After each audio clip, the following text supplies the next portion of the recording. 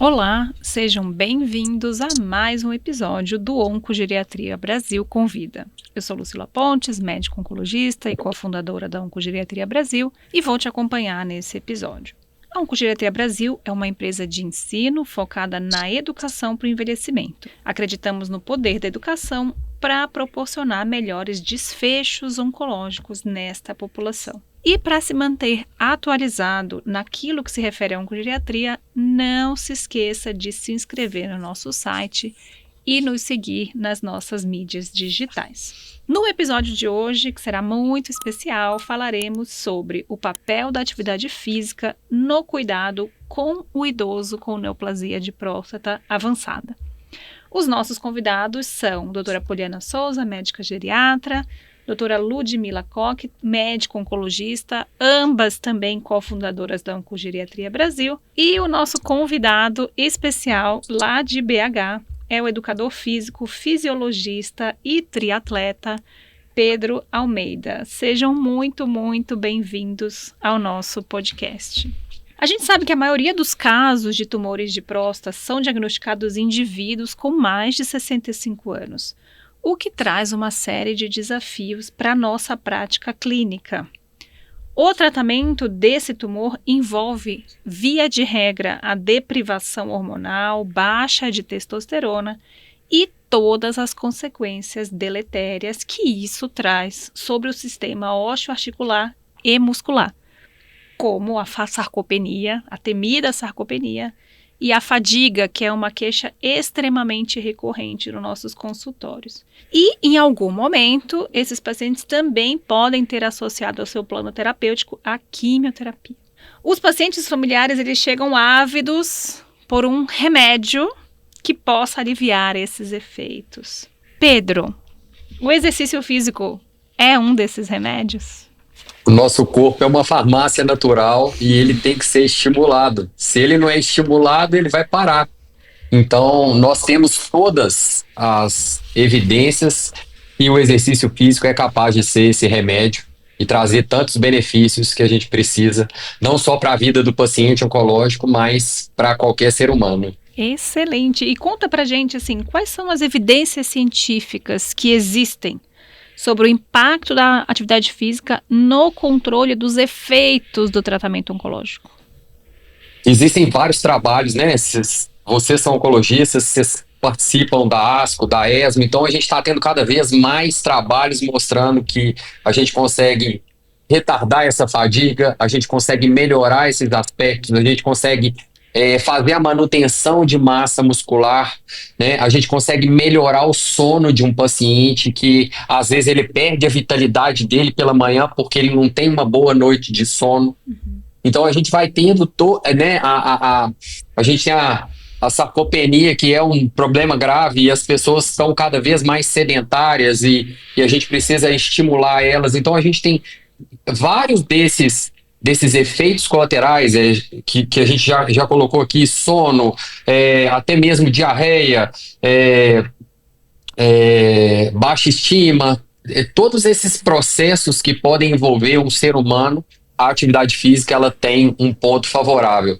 E um detalhe muito interessante é que tem pesquisadores renomados na Austrália que fazem pesquisa, os estudos randomizados em pacientes com câncer de próstata avançado, e eles estão vendo que pacientes com câncer de próstata metastáticos estão fazendo exercícios de impacto para melhorar a saúde óssea desse paciente e evitar que ele tenha mais lesões nesse processo e também impedir a progressão dessa lesão já existente. Então, são vários benefícios que a gente tem e é tudo colocado a nosso serviço aí.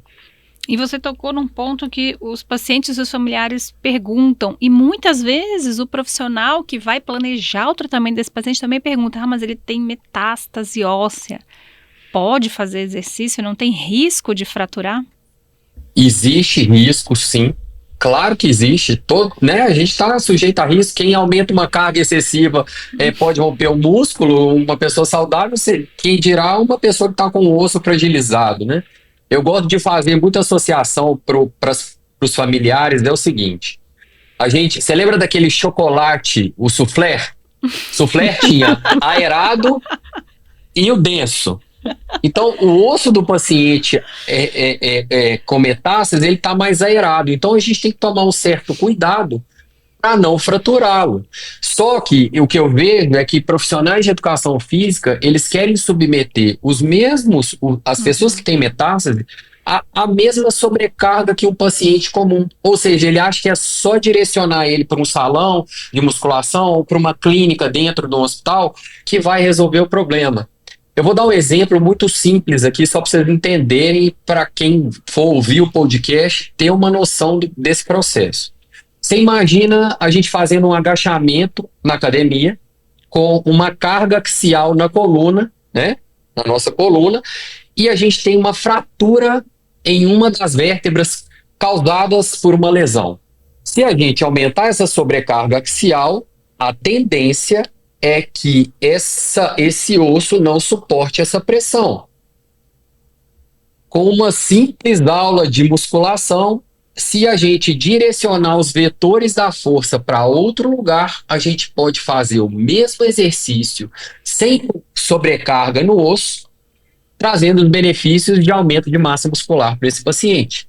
Ou seja, se a gente pegar halteres nas mãos, a gente tira a carga axial da coluna e bota esse cara para agachar, porque é ali que está o segredo do sucesso, né? A gente sabe que o paciente precisa de autonomia e 55% da nossa massa muscular está da cintura para baixo. Então, bora botar todo mundo para agachar, que agachar salva vidas aí. 55%? Você pode repetir esse número? 55% da nossa massa muscular.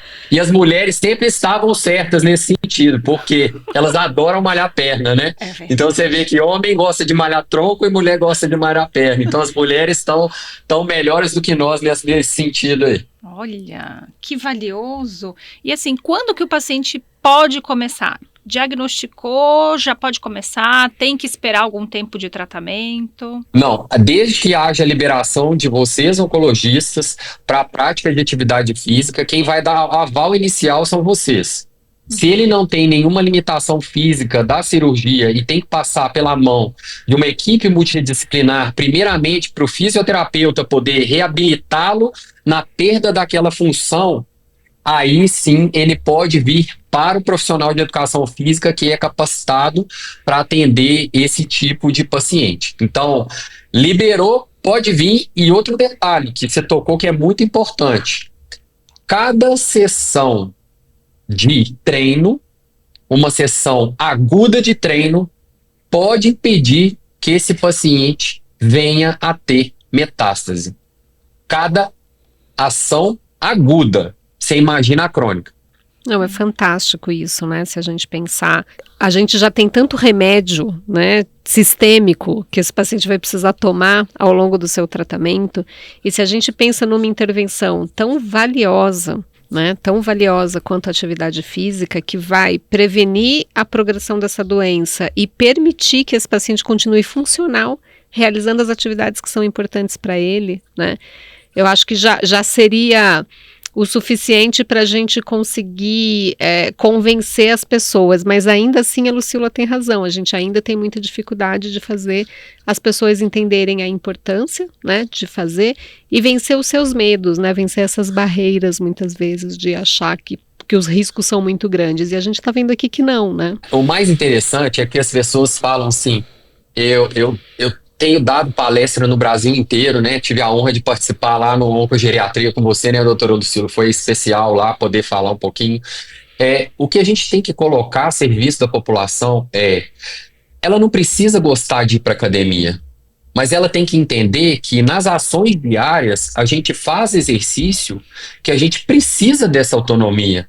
Então, se a gente pegar e falar assim, você quer ir num banheiro com autonomia ou você quer ir com alguém ao seu lado para poder te ajudar a manejar lá dentro do banheiro com as suas, né, com a sua higiene pessoal?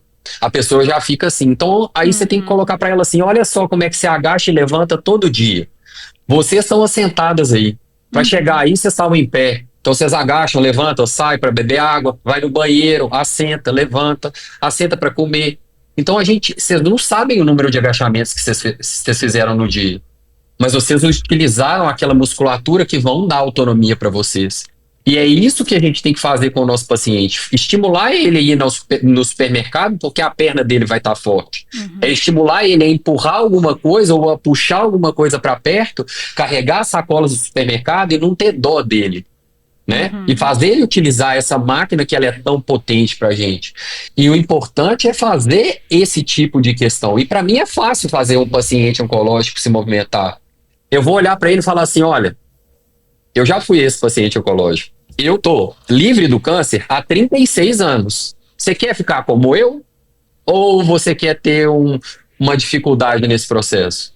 Então, na hora que você coloca a sua história, né, o conhecimento que você adquiriu ao longo do tempo, são 20 anos trabalhando nessa área. Então, e você coloca as histórias, você vai cada vez mais conseguindo motivar essas pessoas a entenderem a importância da atividade física na vida dele, né? E eu acho que isso acaba virando um propósito, né? Sem dúvida. Eu acho que as famílias tendem muito a proteger o paciente, né? Culturalmente aqui no Brasil. O paciente é autônomo, você chega no quarto, tá alguém dando comida na boca, tá, né, vestindo a roupa, fechando, né, o botão, calçando o sapato. Carregando a bolsa. Carregando a bolsa. Então, a gente precisa educar também as famílias, né, sobre a importância e o engajamento na atividade física. O Pedro tocou num ponto essencial, né, que a gente ter dó. Ai, não, coitadinho, assim, a pessoa recebe o diagnóstico, vira coitado e não pode fazer mais nada. Só que esse não fazer mais nada tira muito dessa pessoa. E a gente, às vezes, não se dá conta disso. A pessoa não pode mais levantar para pegar um copo d'água, né? E nisso ela vai ficando parada, e cada vez mais frágil, né? Então, a importância da gente fazer entender não é para ter dó, é para fazer aquilo que a pessoa consegue e, se possível, a gente dá substrato para que ela consiga fazer até mais do que aquilo que ela consegue, né? Não, e a gente E minha mãe teve, né? Sim, minha mãe teve um câncer de ovário metastático e hoje ela não... É um milagre, né? Faz atividade física todos os dias, se não fizer, né? Eu vou puxar a orelha dela, mas vamos lá. Então, ela tá em remissão. É incrível, porque o prognóstico dela era 5 anos e ela já tá quase 10. Então, não aparece nada, então tá fazendo controle. Então vamos lá, né? Tem que ter algum crédito essa Claro. tal da prática da atividade física regular. E minha mãe ela já está numa idade um pouco mais avançada, né? Ela está avançada, que eu falo assim, ela está quase beirando seus 70 anos. Então é fundamental nesse processo. E você tocou num ponto importante, né?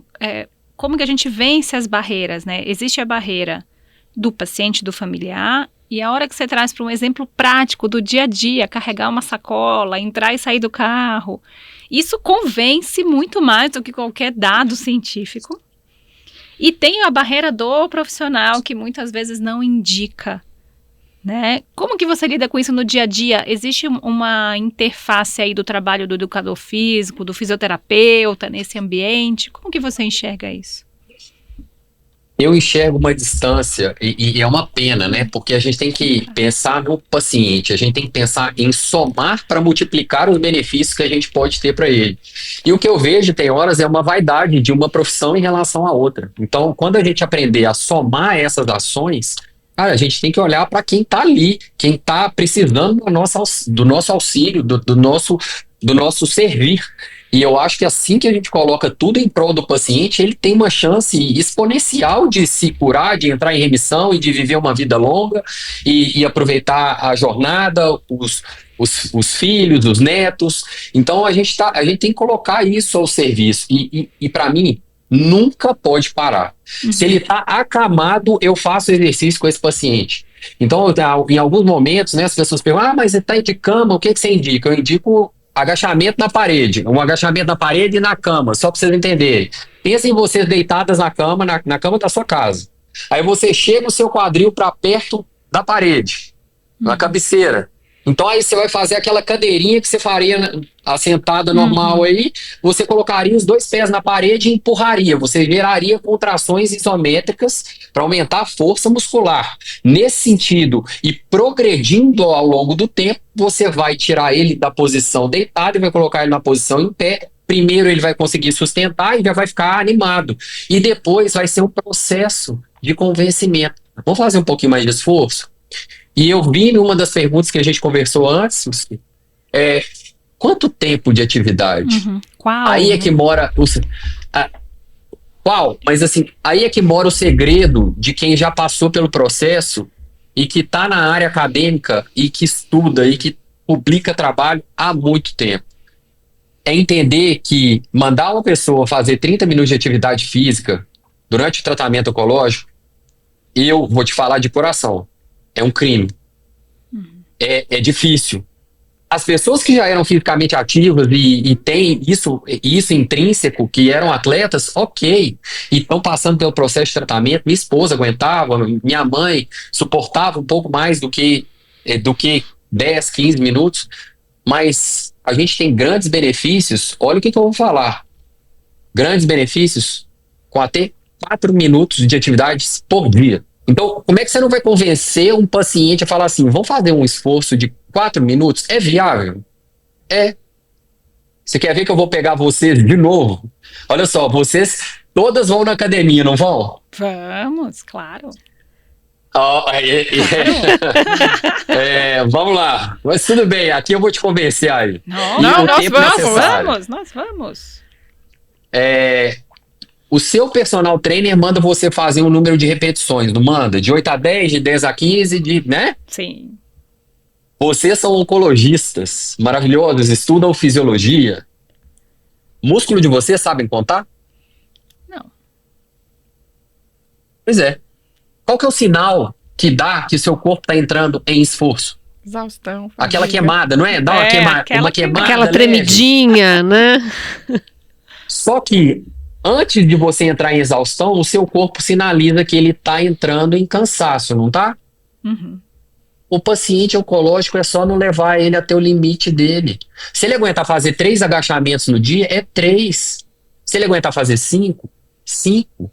No dia que ele ficar livre de um período de 21 dias de uma quimioterapia, você vai ver que ele vai melhorar nos momentos finais próximos à próxima quimioterapia.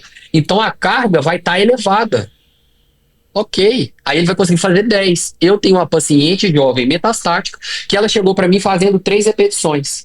Hoje ela faz 20. Mas é um processo de construção para poder fazer ela ter mais resistência e força muscular para ajudar ela no tratamento dela. É simples assim. Então, o que eu recomendo para os meus pacientes, olha só essa sacada. A gente sabe que o paciente vive em ansiedade, não vive? Sim.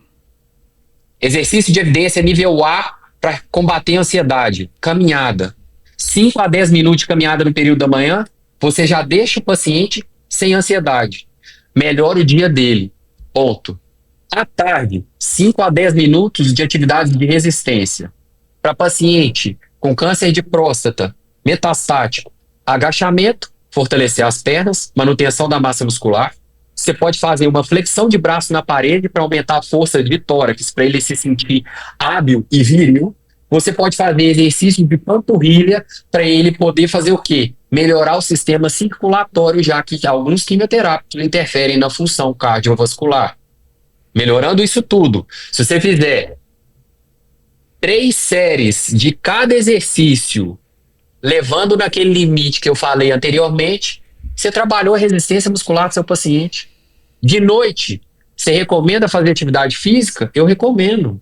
Só que a gente tem que lembrar que atividades físicas intensas deslocam o ciclo circadiano e prejudicam esse paciente a dormir. Atividades leves à noite, se ele quiser fazer uma nova caminhada, se ele quiser fazer alongamento, ele vai promover contração muscular e essa contração muscular vai liberar miocina, que vai sinalizar natural killer para combater o tumor dele, independente de quimioterapia. Você imagina se associar os dois benefícios que a gente tem? Claro, isso é fantástico, né? E vai super em linha com os estudos que a gente viu apresentados na ESMO esse ano, foi em mulheres com câncer de mama metastático, mas a adição do exercício físico foi capaz de reduzir mortalidade, né? O sistema de saúde gasta milhões com drogas caras, tóxicas, e a gente tem aí um aliado muito forte que é o exercício físico. Então, Pedro, só para a gente colocar em contexto aqui para o nosso público, a recomendação tradicional da OMS de 150 minutos de atividade física, isso é outro cenário, é prevenção do câncer.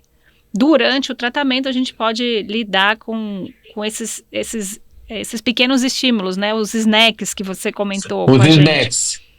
Os snacks para mim, e não sei se você está vendo, doutora Lucila, as pessoas estão cada vez mais estudando esses snacks. Esses snacks eu pratico ele desde que saiu aquele trabalho de doenças cardiometabólicas para pacientes diabéticos, se eu não me engano. Acho que ele saiu em 2015. E desde 2015 eu pratico esses snacks de exercício com os meus pacientes e o sucesso é incrível.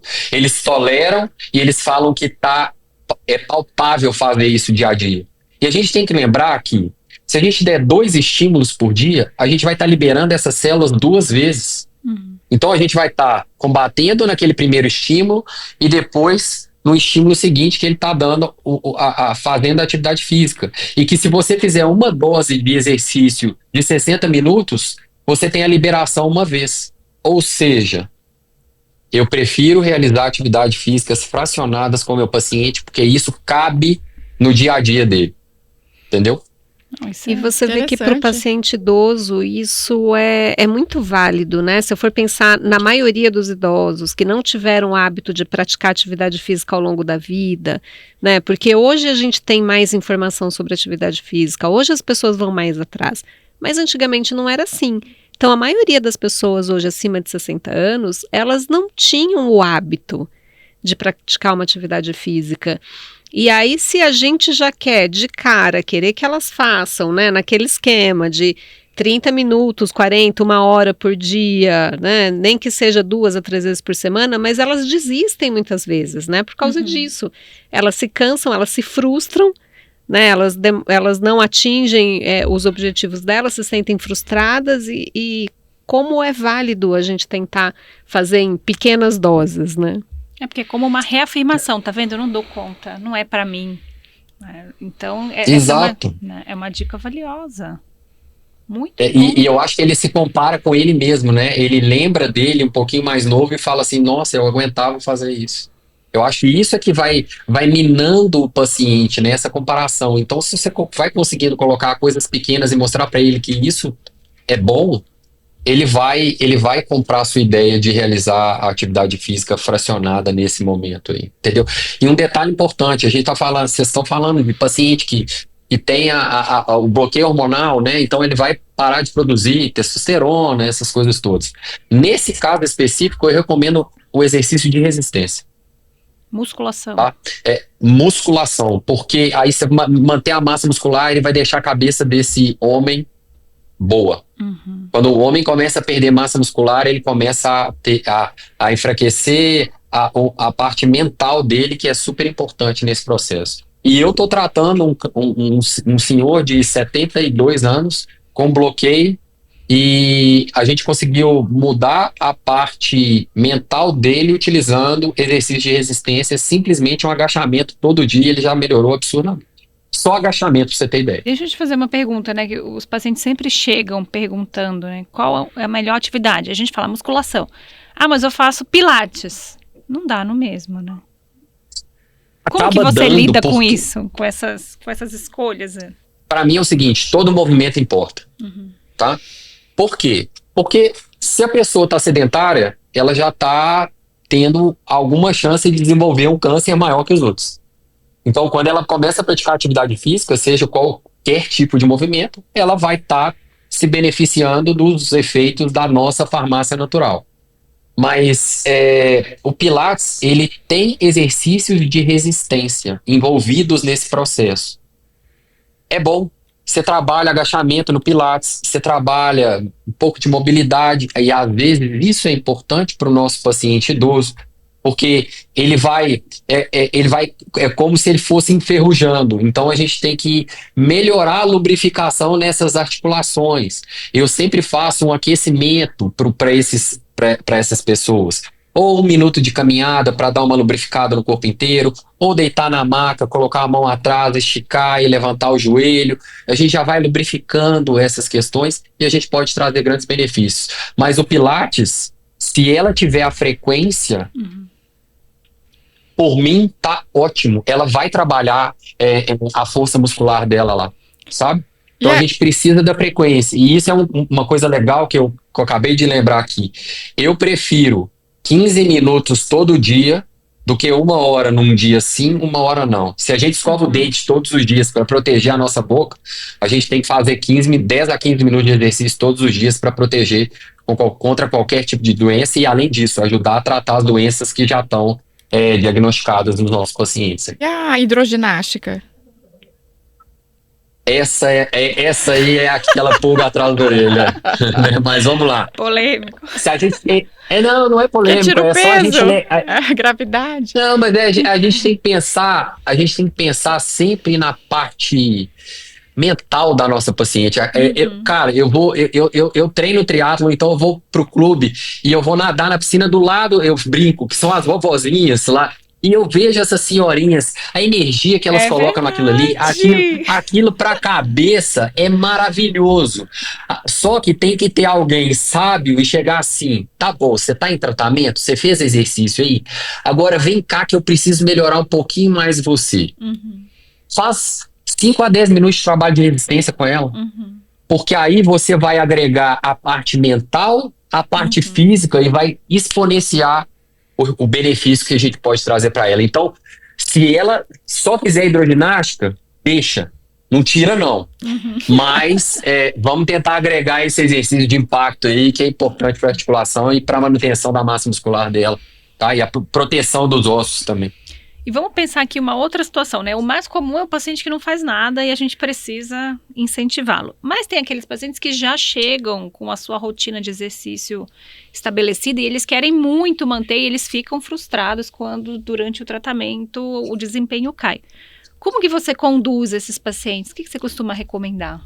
Eu recomendo o seguinte, eu mostro para eles, primeiro, uma questão de enfraquecimento do sistema imunológico.